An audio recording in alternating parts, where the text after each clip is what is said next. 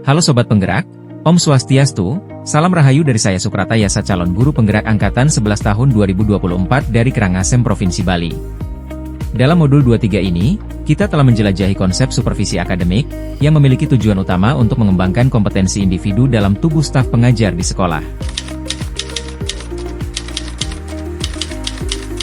Pengalaman materi pembelajaran yang baru saja diperoleh. Pendekatan yang digunakan adalah coaching yang memiliki 3 prinsip yaitu kemitraan, proses kreatif, dan memaksimalkan potensi.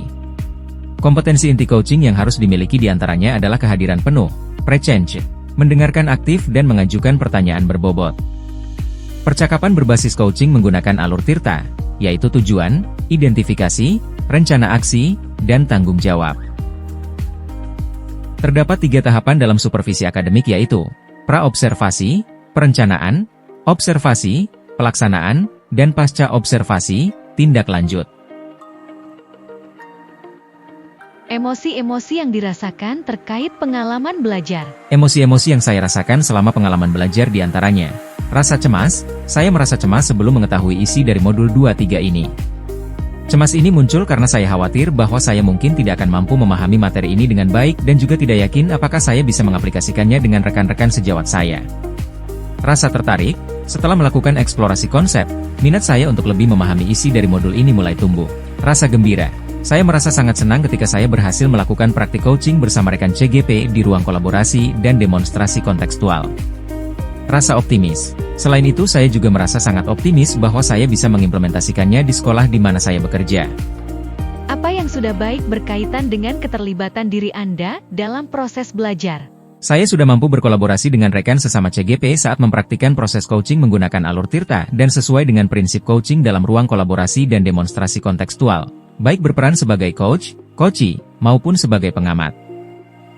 Apa yang perlu diperbaiki terkait dengan keterlibatan diri Anda dalam proses belajar? Yang perlu diperbaiki adalah kemampuan dalam mengajukan pertanyaan berbobot agar dapat menggali informasi permasalahan pada diri coachee, sehingga dapat menemukan solusi atas permasalahan yang dihadapi.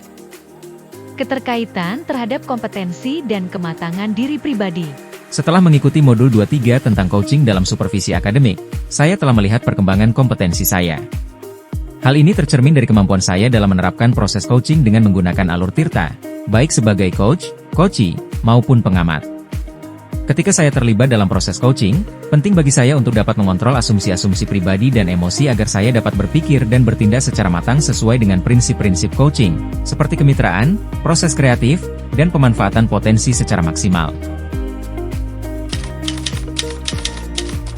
Memunculkan pertanyaan kritis yang berhubungan dengan konsep materi, dan menggalinya lebih jauh. Bagaimana caranya agar konsep coaching dapat diimplementasikan dalam proses supervisi di lingkungan sekolah?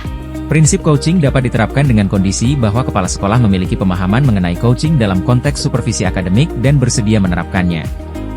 Kegiatan supervisi tidak seharusnya hanya berfungsi sebagai evaluasi guru, tetapi juga sebagai sarana untuk meningkatkan kompetensi akademik guru.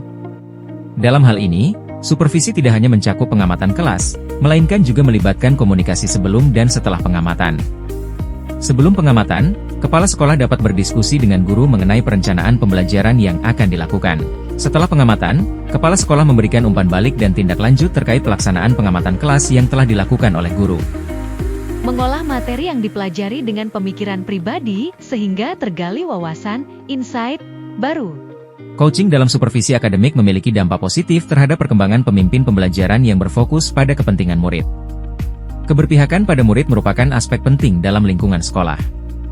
Untuk mewujudkan pendekatan pembelajaran yang berfokus pada murid ini, guru perlu memiliki kemampuan sebagai pemimpin pembelajaran.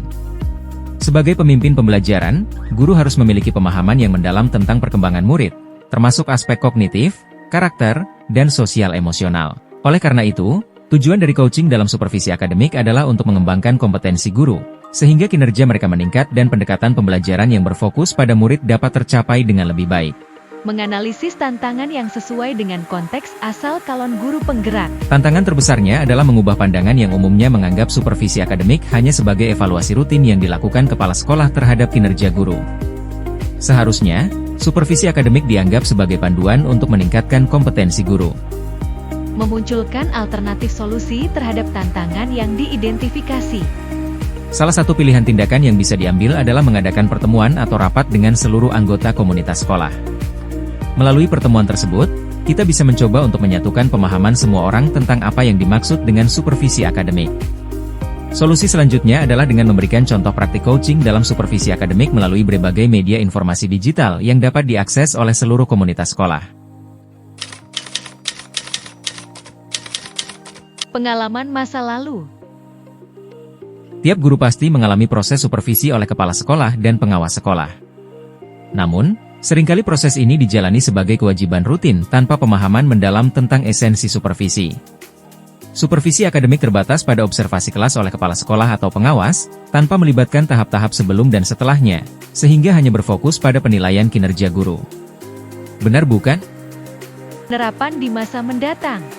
Kedepan, kegiatan supervisi harus menjadi salah satu komponen utama dalam upaya sistematis untuk meningkatkan kompetensi guru dalam aspek akademik.